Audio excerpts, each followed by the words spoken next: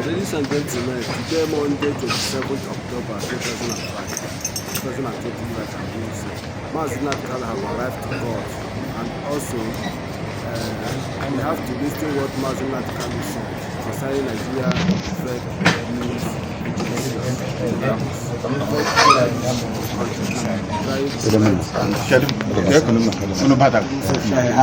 Where's the lying news agency of Nigeria? Are they here?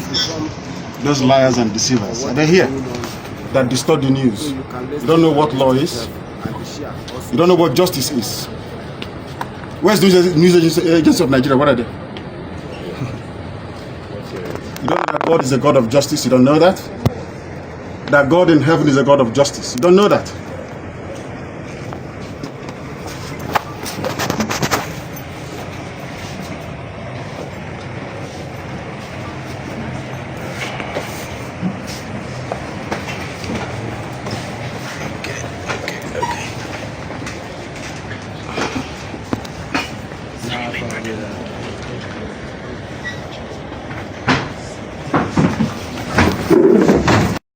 They told them that if they convict me, this is what happens. You can see it. They don't want the truth to come out. Nobody wants the truth to come out.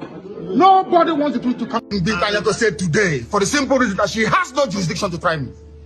None whatsoever. I came out of courtesy and respect.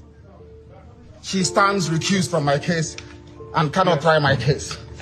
There are things that are happening in this country that a lot of you do not know. It is my duty to make that very, very clear to all of you today.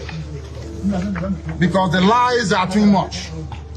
The lies are too much. I sent a petition to NJC. I don't want to talk about it. Justice Binta Nyako is using her position for personal gain. For personal gain. Her son and her husband are facing corruption charges. And they told them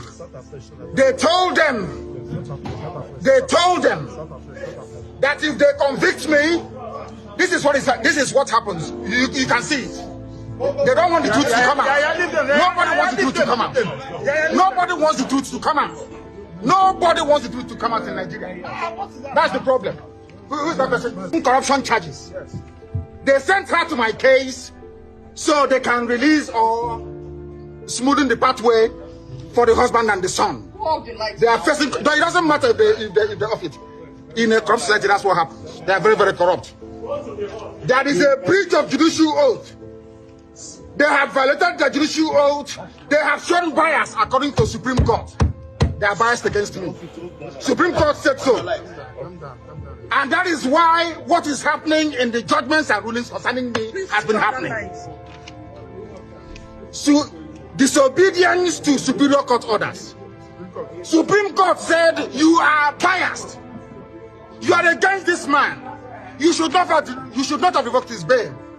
Nigeria went to Kenya and kidnapped him. These things are in the public domain.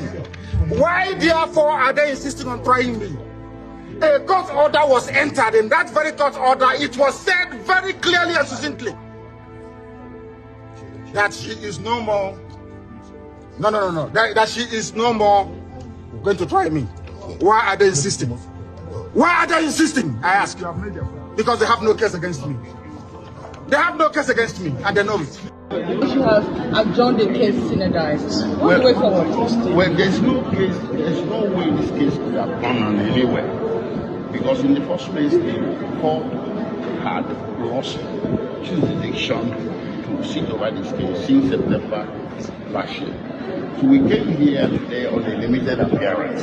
We appeared on that protest out of utmost respect for the judge and for the court, to listen to the court as to the reasons why we were invited before the same court that was recused in September last year. Nigerian public needs to understand the nature of a recusal. A recusal comes as a court order, and even non-lawyers are aware that once an order of court is made, the only way you can sit to the side is to take it on appeal. Nobody appealed this order.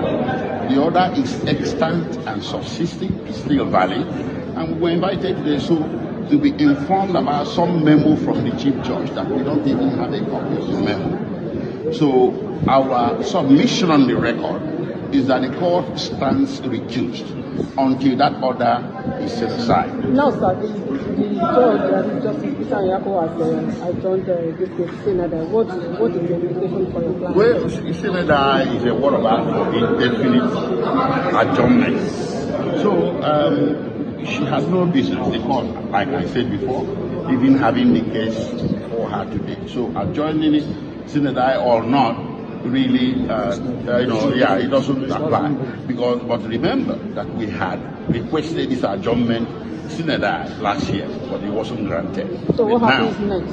Well, it's up to the judiciary and the federal government. We are not the prosecutor, we are the defense. You throw the ball to us and we catch the ball. We cannot reinstitute the case.